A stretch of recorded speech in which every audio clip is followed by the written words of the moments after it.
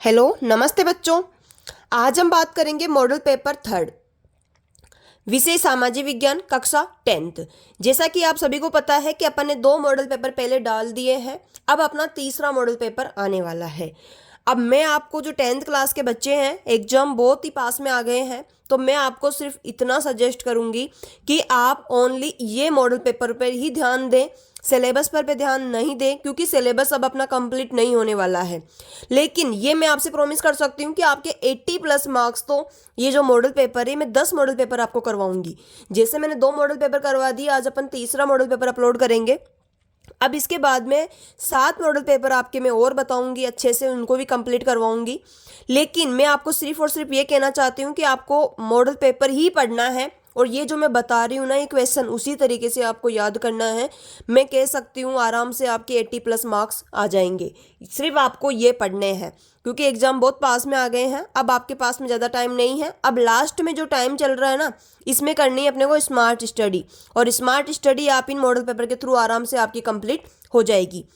क्योंकि हर model paper में पूरे किताबें जो आपके 4 बुक है ना, हिस्ट्री, ज्योग्राफी, पॉलिटिकल और इकोनॉमिक्स, तो ये चारों बुक्स में से मिलकर के मैंने क्वेश्चन बनाए हैं मॉडल पेपर के अंदर। तो आप इनको कंप्लीट कर लीजिए, आपका आराम से आपके 80+ मार्क्स आ जाएंगे। चलिए बिना टाइम वेस्ट करे अपन बात करते हैं आज के थर्ड मॉडल पेपर के बारे में। ये क्वेश्चन है कि पहले भी आ रखा है, इसमें से देखना 1834 में किस राज्य की पहल पर जोलवरेन शुल्क संघ स्थापित किया गया था। इसके 3 क्वेश्चन बनते हैं। एक क्वेश्चन अपना पहले भी आ गया है, जोलवेरन उसमें ऑप्शन में था, मतलब वो करना था अपने को। तो आपको ये याद रखना है कि किस राज्य की पहल पर जोलवेरन शुल्क संघ स्थापित किया गया है। तो आपको याद रखना है प्रेसा की पहल पर। किसकी पहल पर? प्रेसा की पहल पर ये स्थापित किया गया है। इसमें 3 क्वेश्चन हो गए हैं। प्रेसा की पहल पर कौन सा शुल्क स्थापित किया गया? जोलवेरिन। कब किया गया? 1834 में। और किसकी पहल पर? प्रेसा की पहल पर। तो एक ही क्वेश्चन में 3 क्वेश्चन हो रहे हैं। 1835 में यूरोप के ताकतवर देशों ने किस महाद्वीप को नक्शे पर लकीरें खींचकर आपस में बांट लिया था? बहुत ही अच्छा क्वेश्चन है। तो आपको याद रखना है कि ऐसा कौन सा महाद्वीप था जिसको यूरोप के ताकतवर देशों ने नक्शे पर लकीरें खींचकर आपस में बांट लिया था। तो वो जो देश था उसका नाम, वो जो महाद्वीप था वो था अफ्रीका महाद्वीप। कौन सा महाद्वीप? अफ्रीका महाद्वीप। तो ये याद रखना है आपको, कौन सा महाद्वीप था ये? अफ्रीका महाद्वीप।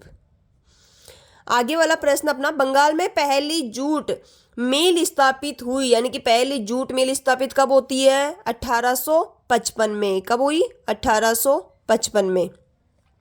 किसके छपे हुए लेखों के कारण यूरोप में धर्म सुधार आंदोलन शुरू हुआ था? किसके लेख छिपे हुए थे? मार्टिन लूथर के। ये क्वेश्चन आगे भी आएगा अपना, मार्टिन लूथर कौन थे। तो आपको ये याद रखना है कि ये कौन थे? यूरोप में धर्म सुधारक आंदोलन के प्रणेता या जनक थे, मार्टिन लूथर।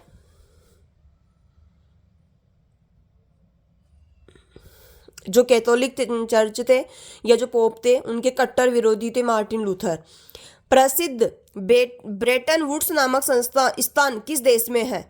तो प्रसिद्ध ब्रेटन वुड्स नामक स्थान किस देश में है? अमेरिका में। किस देश में है? अमेरिका। मेरे साथ साथ बोलो, याद हो जाएगा। किस देश में प्रसिद्ध ब्रेटन वुड्स नामक संस्थान किस देश में? अमेरिका में। कल आपका क्लास में टेस्ट होगा, फर्स्ट और सेकंड मॉडल पेपर में से भी होंगे और थर्ड मॉडल पेपर में से भी होंगे।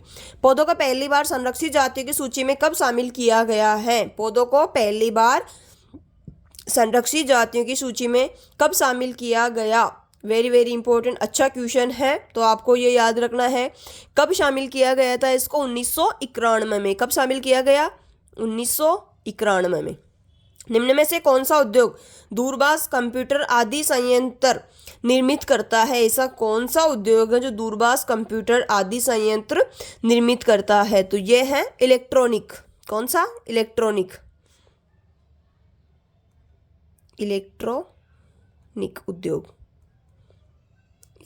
उद्योग है जो ये सभी संयंत्र निर्मित करता है। चलिए आगे बात करते हैं। गुजरात व राजस्थान में भूमि निम्नीकरण का मुख्य कारण क्या है? ये बहुत ही बार एग्जाम में क्वेश्चन पूछा गया है, तो इसको अच्छे से याद कर लेना। अति पशुचारण, यानी कि जो पशुचारण करते हैं ना, वो है अति पशुचारण। इसकी वजह से ये भूमि निम्नीकरण का मुख्य कारण है अति पशुचारण। गुजरात और राजस्थान में दोनों में भूमि निम्नीकरण का ये मुख्य कारण है क्या? अति पशुचारण। स्वर्णिम चतुर्भुज महा राजमार्ग की सड़क कितने लेन वाली बनाई गई है? 6 लेन बनाई गई है। कौन कितने लेन? 6 लेन। ये स्वर्णिम चतुर्भुज महा राजमार्ग है, ये कितनी सड़कों में बनाई गई है? 6 लेन, यानी कि 6 सड़कें में 6 लेन चल रही इसके अंदर। भारतीय संविधान में मौलिक रूप से कितने स्तरीय शासन व्यवस्था का प्रावधान किया गया है? तो यह है द्विस्तरीय। कितने स्तरीय? द्विस्तरीय, 2 स्तरीय। आगे, किस देश में सत्ता का बंटवारा सामाजिक समूह में होने पर सामुदायिक सरकार दिखाई देती है? ये बहुत ही इंपॉर्टेंट क्वेश्चन है। तो यह है बेल्जियम। कौन से देश में होता है ऐसा? बेल्जियम में। अपन ने बेल्जियम मॉडल की भी बात कर रखी है, तो वो भी आप देख लेना, पीछे वाले मॉडल पेपर में है।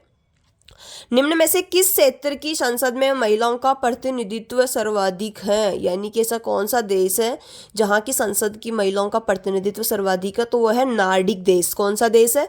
नार्डिक देश। कौन सा देश? नार्डिक देश में है, जहां पर महिलाओं की संख्या ज़्यादा है प्रतिनिधित्व में।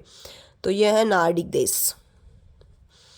ऑल इंडिया तृणमूल कांग्रेस का निर्माण किसके नेतृत्व में हुआ था? ऑल इंडिया तृणमूल कांग्रेस का निर्माण किसके नेतृत्व में हुआ था? ममता बनर्जी। किसके नेतृत्व में? ममता बनर्जी के नेतृत्व में हुआ है। ममता बनर्जी।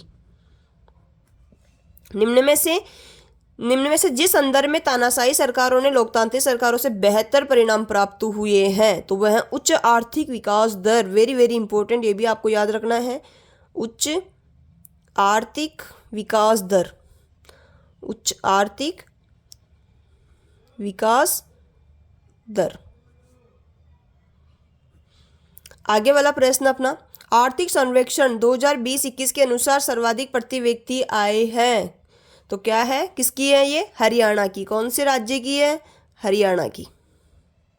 प्रति व्यक्ति आय हरियाणा में ज़्यादा है 2020-21 के अनुसार। बैंकों के ऋणों के औपचारिक स्रोतों की कार्यप्रणाली पर नियंत्रण करता है। कौन करता है? तो ये करता है भारतीय रिजर्व बैंक, आरबीआई।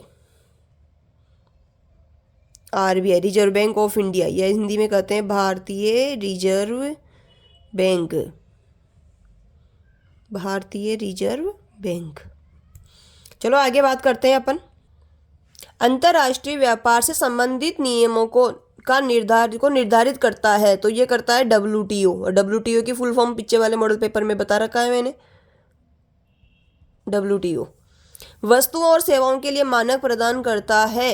कौन करता है? वस्तुओं और सेवाओं के लिए मानक प्रदान कौन करता है? भारतीय मानक ब्यूरो। कौन करता है? भारतीय मानक ब्यूरो। कौन करता है? भारतीय मानक bureau. United kingdom of great Britain का गठन कब हुआ था? Very very important. United kingdom of great Britain का गठन सन 1707 में हुआ था। कब हुआ था? सन 1707 में। दूसरा पेन यूज कर लेते हैं ताकि आपको दिख जाए। तो कब हुआ था? 1707 में। 1707 में। आगे, कर्तन दहन कृषि को मणिपुर में किस नाम से जाना जाता है? ये मैंने इसके अलावा बाकी सारे मैंने उसमें लिखा रखा है आपको पिछले वाले मॉडल पेपर में। ये भी लिखा रखा है कि कर्तन दहन कृषि प्रणाली किसे कहते हैं और किस सेक्टर में किस नाम से जाना जाता है। तो कर्तन दहन कृषि को मणिपुर में किस नाम से जाना जाता है? पामलू। मणिपुर में किस नाम से जाना जाता है? पामलू। विश्व की सबसे लंबी राजमार्ग सुरंग कौन सी है? सबसे लंबी राजमार्ग सुरंग टनल जिसको बोलते हैं तो वो है अटल टनल। अटल टनल।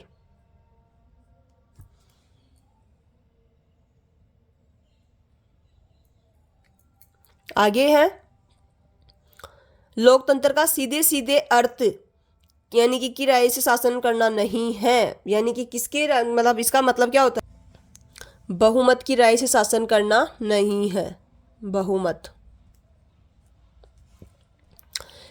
कौन से क्षेत्र के अधिकांश श्रमिकों को रोजगार सुरक्षा प्राप्त होती है? तो इसे कौन से क्षेत्रक है? संगठित क्षेत्रक। कौन से क्षेत्रक? संगठित क्षेत्रक। बहुराष्ट्रीय कंपनी द्वारा किए गए निवेश को कौन सा क्या कहते हैं? यानी बहुराष्ट्रीय कंपनी द्वारा जिससे अपन जो निवेश कमा रहे हैं उसको क्या कहते हैं? ये आपको पता होना चाहिए। उसे कहते हैं अपन विदेशी निवेश। क्या कहते हैं, विदेश से ला रहे हैं ना अपन, इसीलिए विदेशी निवेश। बहुराष्ट्रीय कंपनी द्वारा किए गए निवेश को विदेशी निवेश, यानी कि बहुराष्ट्रीय कंपनी यानी कि बाहर जो विदेशी कंपनियां हैं वो निवेश कर रही है, इसीलिए अपन उसको क्या कहते हैं, विदेशी निवेश।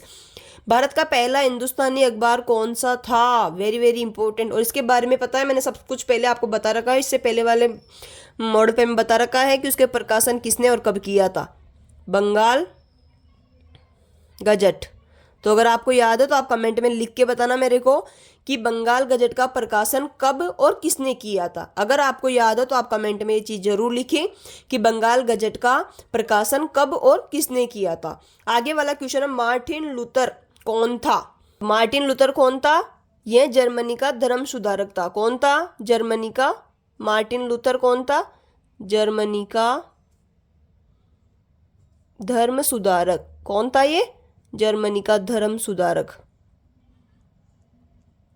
जर्मनी का धर्म सुधारक था। इसके अंदर आप ये भी लाइन लिख सकते हो कि यह पोप तथा कैथोलिक चर्च का कट्टर विरोधी था। वह पोप तथा कैथोलिक चर्च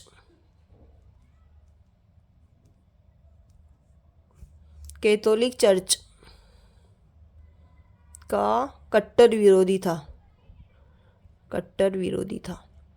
यानी कि मार्टिन लूथर जर्मनी का धर्म सुधारक था, जो कौन था, पोप तथा कैथोलिक चर्च का कट्टर विरोधी था। आगे बात करते हैं। आगे वाला क्वेश्चन है, आधुनिक प्रिंटिंग प्रेस का आविष्कार किसने किया था। बहुत ही इंपॉर्टेंट प्रश्न, कई बार एग्जाम में पूछा गया है। आधुनिक प्रिंटिंग प्रेस का आविष्कार किसने किया था, तो आधुनिक प्रिंटिंग प्रेस का आविष्कार योहान गुटेनबर्ग ने किया था। किसने किया था, योहान, याद रखना है किसने किया था, योहान गुटेनबर्ग,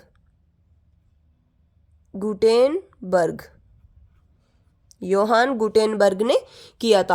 आधारभूत और उपभोक्ता उद्योग में क्या अंतर है, दोनों ही इंपॉर्टेंट है, आधारभूत और उपभोक्ता। आपको ये याद रखना है, जो आधारभूत उद्योग है उसमें दूसरे उद्योगों के लिए कच्चा माल या मध्यवर्ती वस्तुएं बनाते हैं, जबकि उपभोक्ता उद्योग सीधे उपभोक्ताओं के लिए वस्तुएं बनाते हैं। दो चीजें, पहला है आधारभूत, इसको अपन समझते हैं।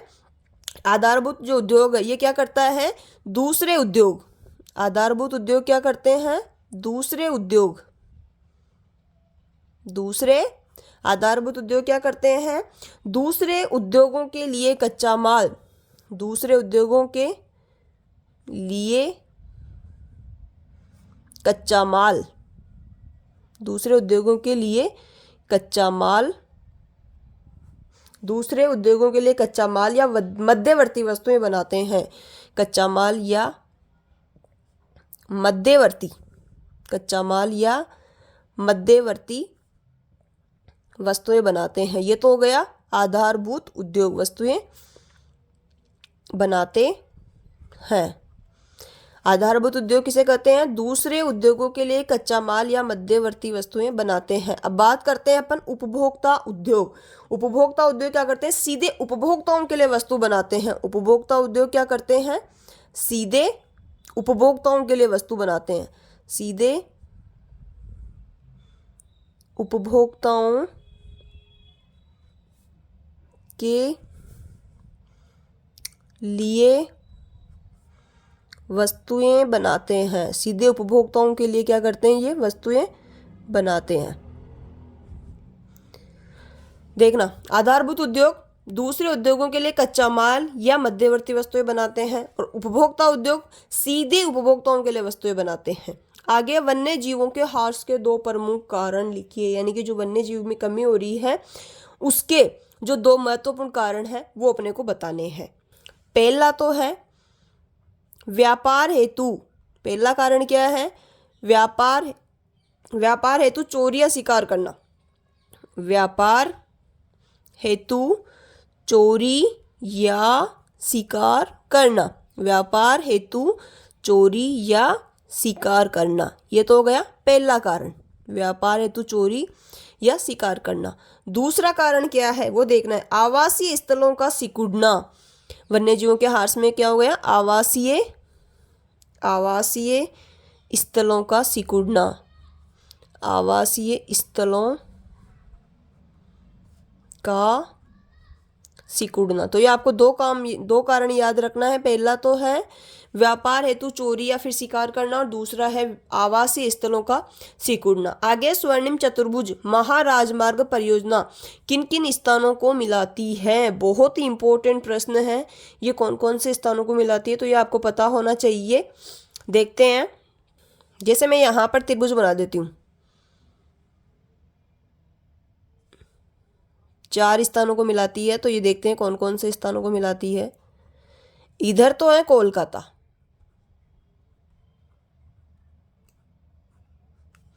इधर है मुंबई, इधर है दिल्ली, और इधर है चेन्नई। 4 स्थानों को मिलाती है। और ये आपको पता ही है कि कितने लाइन है, ये 6 लेन है। ये 6 लेन हाईवे है। ये आपको पता होना चाहिए। स्वर्णिम चतुर्भुज जो महाराजमार्ग है ये 6 लेन है। और कौन कौन से स्थानों को जोड़ते हैं? मुंबई को कोलकाता से, दिल्ली को चेन्नई से। बेल्जियम में वर्तमान में कौन सी शासन प्रणाली है? वेरी वेरी इंपॉर्टेंट है। बेल्जियम में वर्तमान में कौन सी शासन प्रणाली है? संघात्मक शासन प्रणाली है। कौन सी शासन प्रणाली है? संघात्मक शासन प्रणाली। संघात्मक शासन प्रणाली। कौन सी शासन प्रणाली है? संघात्मक शासन प्रणाली। 2011 की जनगणना के अनुसार अनुसूचित जनजातियों का हिस्सा कितना फीसदी था? बहुत ही ज्यादा इंपॉर्टेंट है, तो ये आपको पता होना चाहिए। 8.6%। कितना परसेंट? 8.6% था। कितना फीसदी था? 8.6%। कौन से देश में आर्थिक असमानता सबसे कम है? ऐसा कौन सा देश है जिसमें आर्थिक असमानता सबसे कम है? तो यह आपको याद रखना है। कौन सा देश है ऐसा? हंगरी। कौन सा देश है जिसमें आर्थिक असमानता कम है? तो यह है हंगरी। किसमें है? हंगरी में। आगे अपना प्रश्न, विमुद्रीकरण से क्या अभिप्राय है? बहुत ही इंपॉर्टेंट प्रश्न, कई बार एग्जाम में पूछा गया है और यह आपको याद भी रखना है। इसको समझना आप पहले। विमुद्रीकरण से क्या अभिप्राय है? तो विमुद्रीकरण किसे कहते हैं? जब किसी देश की सरकार द्वारा उस देश की किसी करेंसी को अमान्य घोषित कर दिया जाता है। यानी कि जैसे पहले अपने 2000 के नोट चलते थे, पहले 1000 के चलते थे, उनको खत्म करके 500 के चला दिए, फिर 2000 के भी खत्म कर दिए, भी 500 के चल गए, 1000 के भी नहीं है, 2000 के भी नहीं है। तो जब किसी देश की सरकार द्वारा उस देश की किसी करेंसी को अमान्य घोषित कर दिया जाए, तब इस प्रक्रिया को विमुद्रीकरण कहते हैं। जैसे अपने यहाँ की जो देश की जो मुद्रा है वो है रुपया, अब इसको अमान्य घोषित करके कुछ और नाम दे दिया जाए तो उसे कहते हैं विमुद्रीकरण करना। एग्जाम्पल के तौर पे आप समझना, यानी कि जब किसी देश की सरकार द्वारा उस देश की किसी करेंसी को अमान्य घोषित कर दिया जाए तब इस प्रक्रिया को विमुद्रीकरण कहते हैं। देखते हैं, लिखते हैं, आप याद रखना, मेरे साथ साथ बोलना। जब किसी देश की सरकार द्वारा जब किसी देश की सरकार द्वारा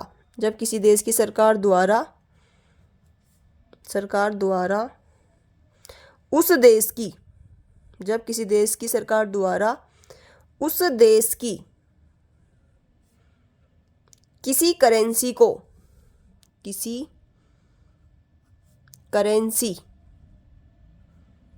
जब किसी देश की सरकार द्वारा उस देश की किसी करेंसी को अमान्य घोषित कर दिया जाए, किस देश की किसी करेंसी को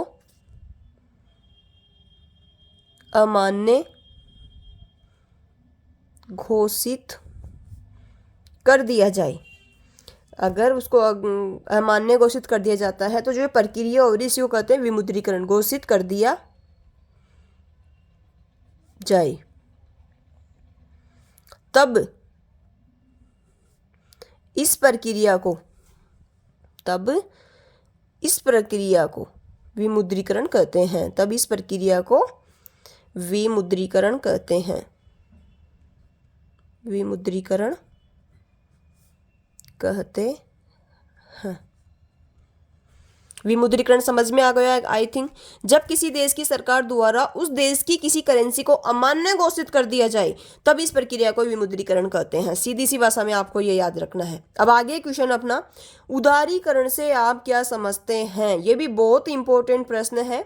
देखना, जब सरकार द्वारा व्यापार एवं निवेश पर से अवरोधों अथवा प्रतिबंधों को हटाने की जो प्रक्रिया होती है उसी को कहते हैं उदारीकरण। यानी कि व्यापार और निवेश पर जो अवरोध लगाए जाते हैं या प्रतिबंध लगाए जाते हैं, अगर वो हटा दिए जाते हैं तो इस प्रक्रिया को कहते हैं उदारीकरण। तो आप समझना, सरकार द्वारा व्यापार एवं उदारीकरण से क्या क्या समझते हैं? सरकार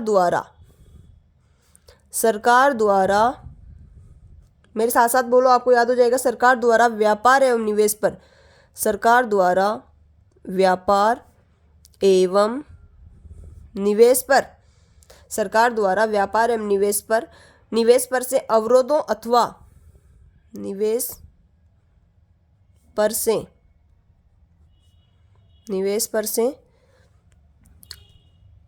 पर से अवरोधों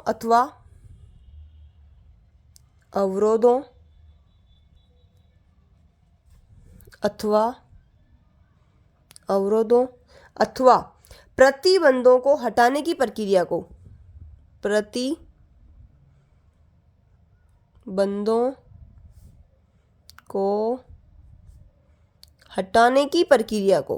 उदारीकरण कहते हैं। हटाने की प्रक्रिया को उदारीकरण कहते हैं। आगे बात करते हैं, उपभोक्ता कौन होता है? बहुत देर से अपन बात कर रहे हैं उपभोक्ता की कर रहे हैं, आधारभूत उपभोक्ता की कर रहे हैं, लेकिन उपभोक्ता कौन होता है? तो ये याद रखना है, वह व्यक्ति जो किसी वस्तु या पदार्थ को बाजार से क्रय करता है, यानी कि खरीदता है और उसका उपभोग करता है, वो कहलाता है उपभोक्ता। वह व्यक्ति, उपभोक्ता कौन होता है? वह व्यक्ति, मेरे साथ साथ बोलना, उपभोक्ता कौन होता है? वह व्यक्ति जो किसी वस्तु, उपभोक्ता कौन होता है? वह व्यक्ति जो किसी वस्तु, वह व्यक्ति जो किसी वस्तु या पदार्थ का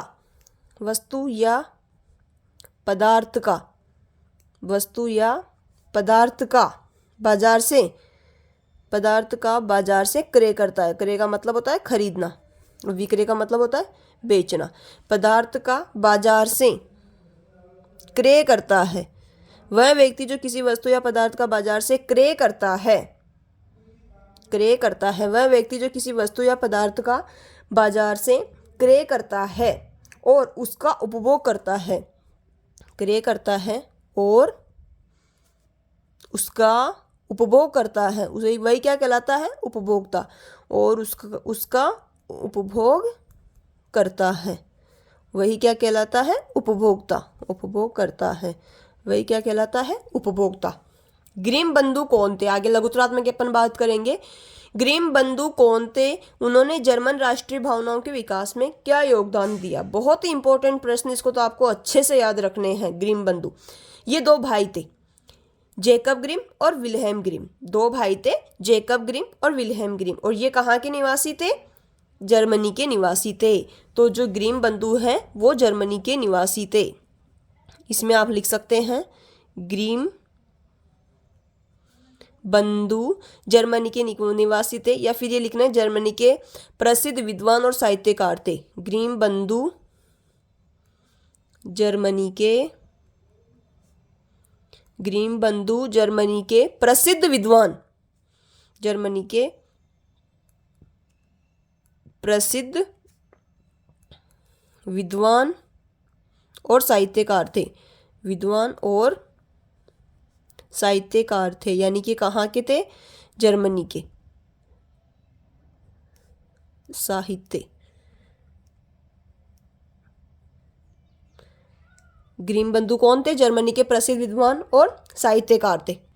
अब ये क्या, इन्होंने जर्मनी में जो राष्ट्रीय योगदान थे उसके क्या भावनाओं में, क्या विकास में क्या योगदान दिए, वो बात करते हैं अपन। तो इन्होंने क्या किया? उन्होंने अनेक पुरानी लोक कथाएं इकट्ठी की। इन्होंने अनेक पुरानी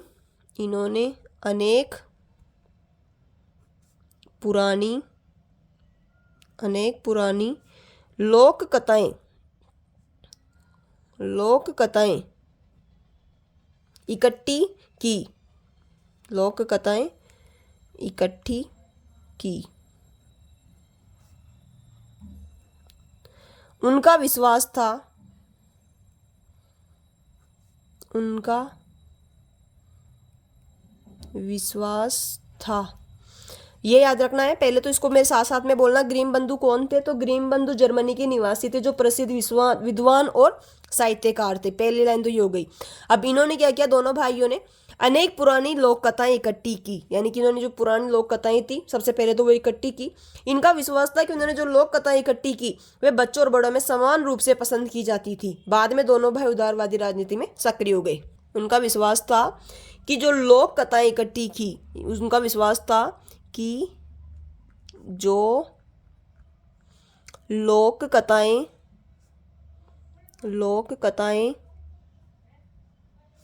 इकट्ठी की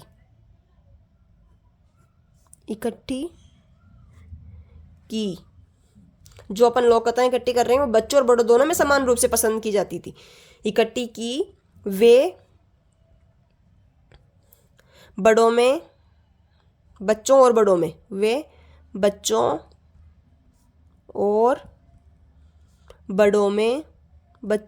बड़ों में समान रूप से पसंद की जाती थी। बड़ों में समान रूप से पसंद की जाती थी। ग्रीम बंधु कौन थे? सबसे पहले तो जर्मनी के प्रसिद्ध विद्वान और साहित्यकार थे। उन्होंने अनेक पुरानी लोक कथाएं इकट्ठी की। उनका विश्वास था कि जो लोक कथाएं इकट्ठी कर रहे हैं वो बच्चों और बड़ों में समान रूप से पसंद की जाती। इतना भी लिख दोगे ना तो भी काफ़ी है। यानी कि इन्होंने ऐसे कार्य करके लोगों में संस्कृति, एकता और जर्मन राष्ट्रीय भावना का विकास किया था। इतना लिख दोगे तो भी काफ़ी है। चलिए आगे बात करते हैं। अमेरिका में विश्व के विभिन्न देशों से लोगों का आने का क्या कारण था? यानी कि जब अमेरिका में बहुत सारे देशों से लोग जा रहे थे तो उसका कारण क्या था? तो इसमें आप पहला कारण देख सकते हैं, लिख सकते हैं, रोजगार और बेहतर जीवन की तलाश के लिए।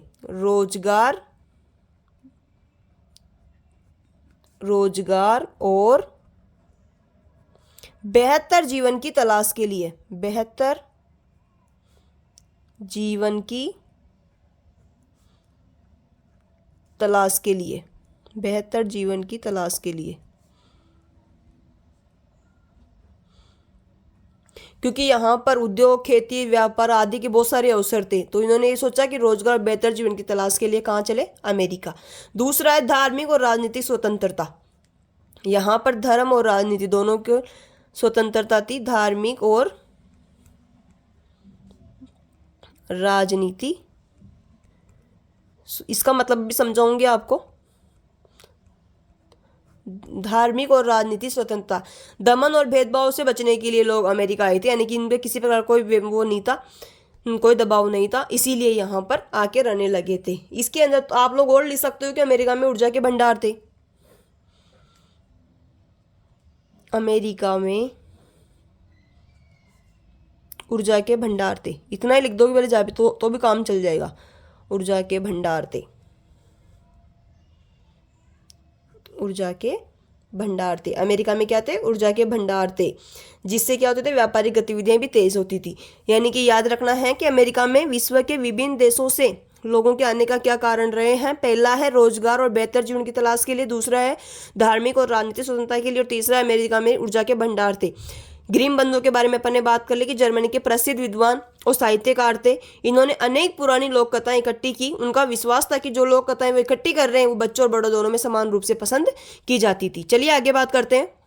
आगे अपना छठा क्वेश्चन है, संसाधन संरक्षण का क्या अभिप्राय है? संसाधनों के संरक्षण के कारण समझाइए। सबसे पहले तो ये समझेंगे अपन कि संसाधन संरक्षण से अभिप्राय। पहला तो अपना जो लिखेंगे वो क्या लिखेंगे? संसाधन संरक्षण से तात्पर्य। संसाधन संरक्षण से तात्पर्य या अभिप्राय। संसाधन संरक्षण से क्या तात्पर्य? मैं आपको समझाती हूँ अच्छे से।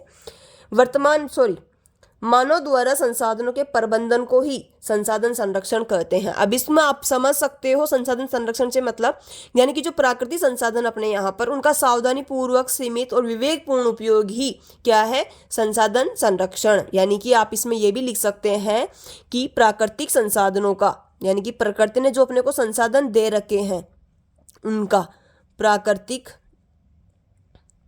संसाधनों का प्राकृतिक संसाधनों का सावधानीपूर्वक प्राकृतिक संसाधनों का सावधानीपूर्वक प्राकृतिक संसाधनों का सावधानीपूर्वक सीमित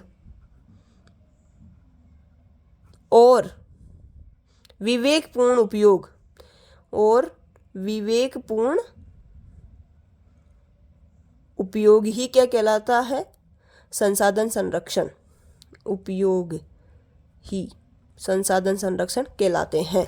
यानी कि जो प्राकृतिक संसाधन है, जैसे अपन कह सकते हैं जैसे जल है, जल का अपने को सावधानी पूर्वक सीमित और विवेकपूर्ण उपयोग करना चाहिए क्योंकि वो प्राकृतिक संसाधन है।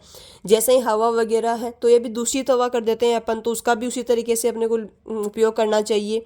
ऐसी बहुत सारी चीज़ें हैं जो प्रकृति ने अपने को दे रखा है, जल है, सब कुछ, तो ये आपको उनका मतलब सावधानी पूर्वक सीमित और विवेकपूर्ण उपयोग करते हैं, उसे कहते हैं संसाधन संरक्षण।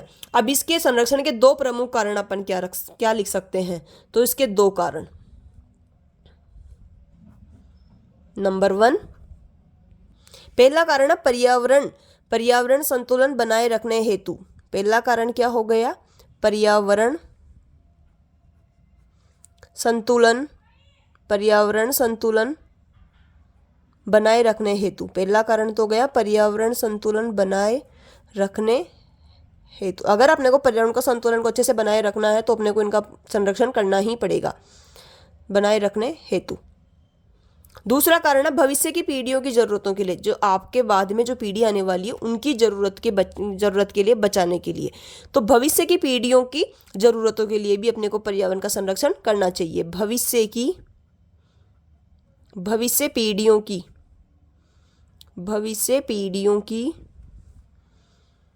जरूरतों के लिए, भविष्य पीढ़ियों की जरूरतों के लिए भी अपने को इनका संरक्षण करना चाहिए, जरूरतों के लिए।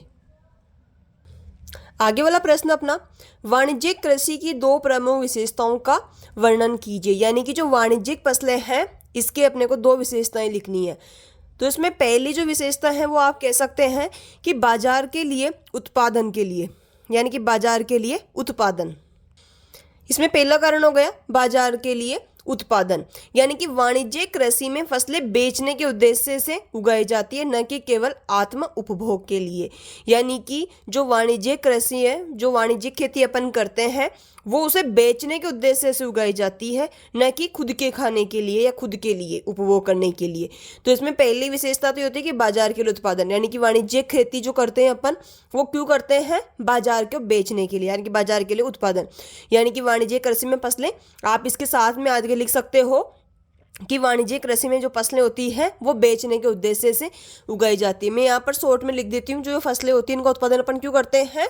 फसलों के बेचने के उद्देश्य से, यानी कि जो फसलें होती है उनको बेचने के उद्देश्य से ही उत्पादन करते हैं, बेचने के उद्देश्य से। यानी कि जो वाणिज्यिक कृषि होती है वो कृषि फसलें वाणिज्यिक कृषि में फसलें बेचने के उद्देश्य से उगाई जाती है, न कि केवल आत्म उपभोग के लिए। तो ये बेचने के उद्देश्य से, बाजार के लिए उत्पादन। दूसरा इसमें यह है कि आधुनिक संसाधनों का प्रयोग। इसके अंदर किसका प्रयोग करते हैं? आधुनिक संसाधनों का, आधुनिक संसाधनों का उपयोग या प्रयोग, संसाधनों का प्रयोग।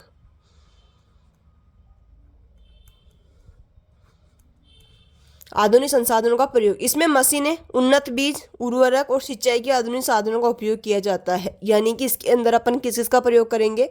मशीनों का, मशीनें, उन्नत बीज,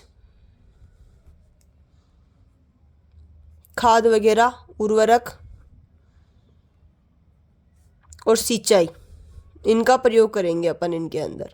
इनके अंदर इसका प्रयोग किया जाता है। दोनों पॉइंट आपको याद रखना है। पहला है बाजार के लिए उत्पादन करने के लिए, दूसरा आधुनिक संसाधनों का प्रयोग करने के लिए। दो अपन ने बात कर ली वाणिज्यिक कृषि की। आगे बात करते हैं सांप्रदायिकता की समस्या कब उत्पन्न होती है। बहुत ही अच्छा क्वेश्चन है और कई बार एग्जाम में पूछा गया है। ये जितने भी क्वेश्चन है ना कई बार एग्जाम में पूछे गए हैं, तो आप इनको रट लेना, इनमें से ही क्वेश्चन आपके आगे भी बनने वाले हैं। सांप्रदायिक की समस्या, तो आपको ये लाइन ऐसे कैसे लिखने नहीं इसके अंदर, सांप्रदायिकता की समस्या तब उत्पन्न होती है जब, यहां से मैं लिखती हूं, आपको ये पूरी लाइन आंसर ऐसे लिखना है, सांप्रदायिकता की समस्या तब उत्पन्न होती है जब लोग धर्म को जब लोग धर्म को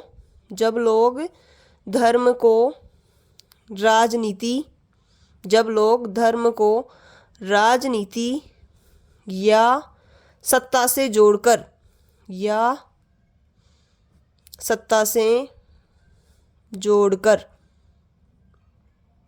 सांप्रदायिकता की समस्या तब उत्पन्न होती है जब लोग धर्म को राजनीति या सत्ता से जोड़कर दूसरों के धर्म से श्रेष्ठ मानने लगते हैं। दूसरे के धर्म से श्रेष्ठ, यानी कि जब लोग धर्म को राजनीति सत्ता से जोड़ करके दूसरे के धर्म से श्रेष्ठ मानते हैं, यानी कि खुद के धर्म को दूसरों के धर्म से श्रेष्ठ मानते हैं धर्म राजनीति या सत्ता से जोड़ करके, तो और समाज में भेदभाव तनाव पैदा होता है जब सांप्रदायिकता की समस्या उत्पन्न होती है, तो दूसरों के धर्म से श्रेष्ठ मानने लगते हैं, श्रेष्ठ मानने लगते हैं और समाज में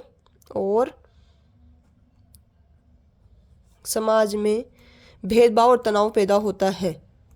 ऐसी भावनाओं से तो हो गई, तो समाज में भेदभाव व तनाव पैदा होता है।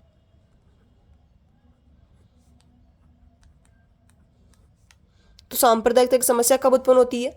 सांप्रदायिकता की समस्या जब उत्पन्न होती है जब लोग धर्म को राजनीति या सत्ता से जोड़कर दूसरे के धर्म को श्रेष्ठ मानने लगते हैं, दूसरे के धर्म से श्रेष्ठ मानने लगते हैं और समाज में भेदभाव तनाव पैदा होता है जब सांप्रदायिकता की समस्या उत्पन्न होती है। चलिए आगे बात करते हैं 90वें प्रश्न की। 90वां प्रश्न, सत्ता की साझेदारी में नियंत्रण व संतुलन की व्यवस्था को संक्षेप में स्पष्ट कीजिए। तो आपको सिर्फ ये मैं पहले समझा देती हूँ कि सत्ता की साझेदारी में नियंत्रण और संतुलन का अर्थ है कि सरकार की शक्ति एक ही संस्था के पास न होकर विधायिका, कार्यपालिका और न्यायपालिका में बटी रहती है। अपन ने बात करी थी कि सरकार के कितने अंग होते हैं, तो 3 अंग होते हैं, विधायिका, कार्यपालिका और न्यायपालिका। तो इन तीनों में जो शक्तियां बटी रहती हैं, इससे कोई भी संस्था निरंकुश नहीं बनती है और सभी एक दूसरे पर नियंत्रण रखती है। चलिए अपन बात करते हैं। सत्ता की साझेदारी में नियंत्रण और संतुलन का अर्थ है कि सरकार, या आपको ये वाली लाइन ऐसे कैसे पूरे अपने क्वेश्चन में उतारना है। संतुलन का अर्थ है, यहां से आगे लिखना है आपको, संतुलन का अर्थ है कि सरकार की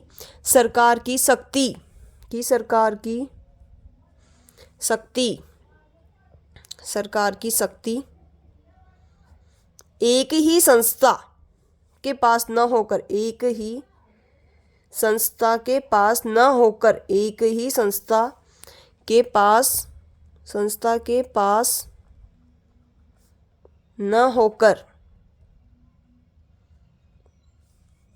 होकर विधायिका,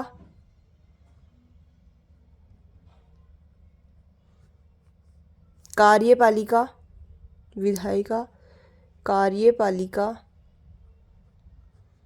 और तीसरा अंग कौन सा है बताओ आप लोग? तीसरा अंग कौन सा है सरकार का? न्यायपालिका। विधायिका, कार्यपालिका और न्यायपालिका में बटी रहती है, न्यायपालिका में बटी रहती है। इससे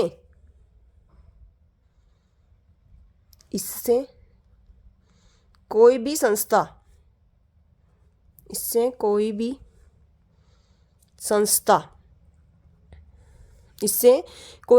निरंकुश नहीं बनती है, कोई भी संस्था निरंकुश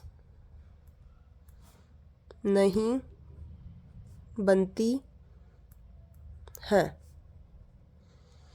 और सभी एक दूसरे पर नियंत्रण रखती हैं, और सभी एक दूसरे पर नियंत्रण रखती हैं, सभी एक दूसरे पर नियंत्रण रखती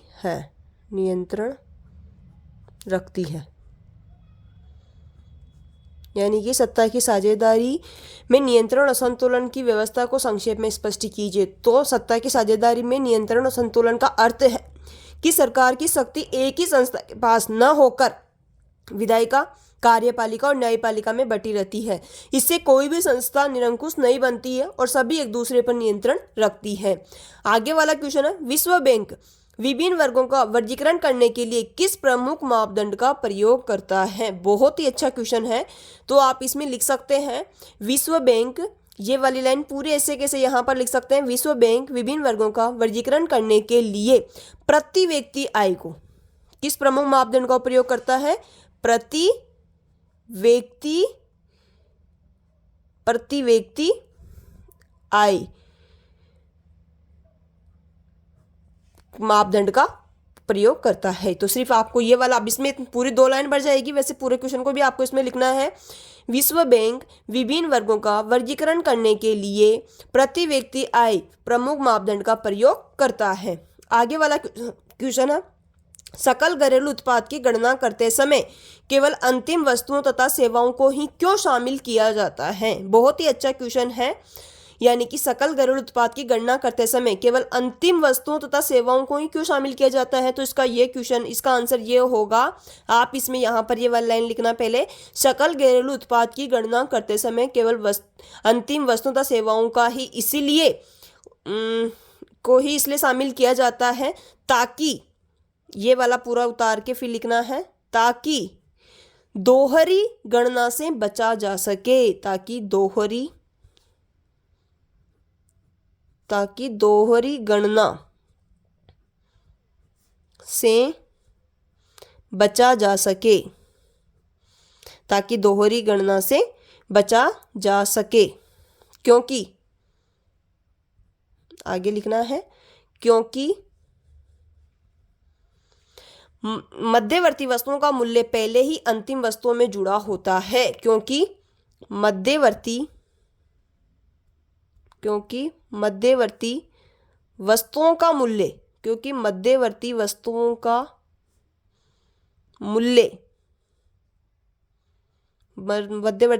मूल्य पहले ही अंतिम वस्तुओं में जुड़ा होता है, पहले ही अंतिम वस्तुओं में जुड़ा होता है। चलिए आगे वाला 12वें प्रश्न पे अपन बात करते हैं। असंगठित क्षेत्रक से क्या आशय है? यानी कि असंगठित क्षेत्रक किसे कहते हैं?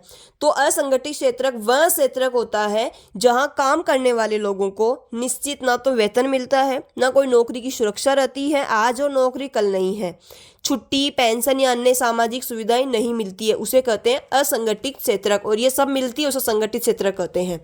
तो असंगठित क्षेत्रक से तात्पर्य है वह क्षेत्रक, पहले आपको लिख देना है, असंगठित क्षेत्रक से तात्पर्य है वह क्षेत्रक है जहां काम करने वाले लोगों को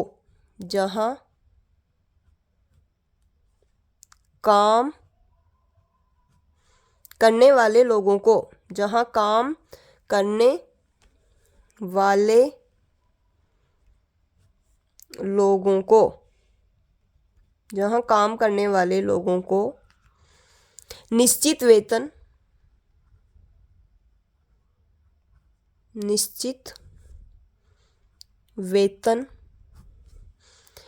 नौकरी की सुरक्षा,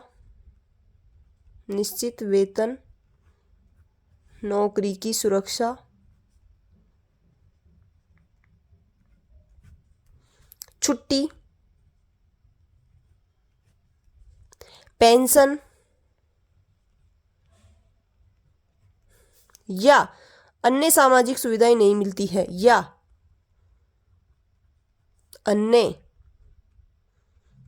सामाजिक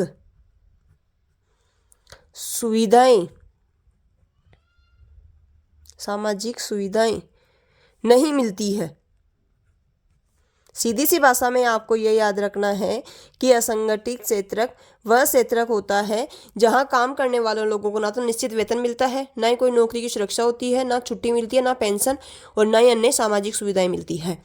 आगे वाला 13वां प्रश्न अपना लास्ट, भारत सरकार द्वारा विदेशी व्यापार पर अवरोधक लगाने का किन्हीं 2 कारणों का उल्लेख कीजिए। ऐसे कौन से 2 कारण हैं जो भारत सरकार द्वारा विदेशी व्यापार पर अवरोधक लगाने के 2 कारण? तो पहला है देशी उद्योगों की सुरक्षा। देशी, बाहर से यहाँ आके फैक्ट्रियाँ खोलेंगे, यहाँ के उद्योग चलाएंगे, तो यहाँ के जो देशी उद्योग उनका तो हनन होगा। तो पहला तो होगा देशी उद्योगों की सुरक्षा, देशी उद्योगों की सुरक्षा। दूसरा होगा राष्ट्रीय सुरक्षा और आत्मनिर्भरता। आत्मनिर्भरता भी तो बढ़ेगी, राष्ट्रीय सुरक्षा और आत्मनिर्भरता। ये अपना तीसरा मॉडल पेपर कंप्लीट होता है। बच्चों इसको ध्यान से समझना है। इसमें अगर कोई भी चीज़ आपको समझ में नहीं आती है तो आप कमेंट में लिखना, और अगर आपको सब कुछ समझ में आ रहा है तो भी आप इसको मुझे कमेंट में ज़रूर बताना। अब तक अपन ने 3 मॉडल पेपर पढ़ लिए हैं। कल नहीं, मैं परसों चौथा मॉडल पेपर अपलोड करूँगी। जब तक आप तीनों मॉडल पेपर को अच्छे से याद कर लेना, बार बार देख लेना ताकि आप इसको भूलें नहीं। और इसके अलावा कुछ भी पढ़ने की ज़रूरत नहीं है आपको सामाजिक विज्ञान में। अगर आप सिर्फ और सिर्फ मॉडल पेपर भी याद करके जाएंगे ना तो भी आपके 80+ मार्क्स आने से कोई नहीं रोक सकता है। अभी आपके ऊपर डिपेंड है कि आप इतना सा भी लास्ट में कर सकते हैं अपने लिए या अपने घर वालों के लिए या नहीं कर सकते हैं, क्योंकि इतना शॉर्टेज करने के बाद, तो इतने अच्छे से आपको क्लियर आंसर बताने के बाद भी अगर आप नहीं पढ़ते हैं ना तो फिर ये आपकी सबसे बड़ी मूर्खता है। लास्ट टाइम है आपके पास में, 15 दिन समथिंग बच रहे हैं जो भी, तो आप इस टाइम को अच्छे से यूटिलाइज करके स्मार्ट स्टडी करके अपने और अपने घर वालों और स्कूल का नाम रोशन जरूर करें। और कोई चीज़ समझ में नहीं है तो कमेंट में ज़रूर लिखिए। समझ में सब कुछ आ गया है तो भी कमेंट में लिखना। आगे वाले मॉडल पेपर डालने हैं या नहीं डालने हैं ये भी आप कमेंट में लिख सकते हैं। Thank you.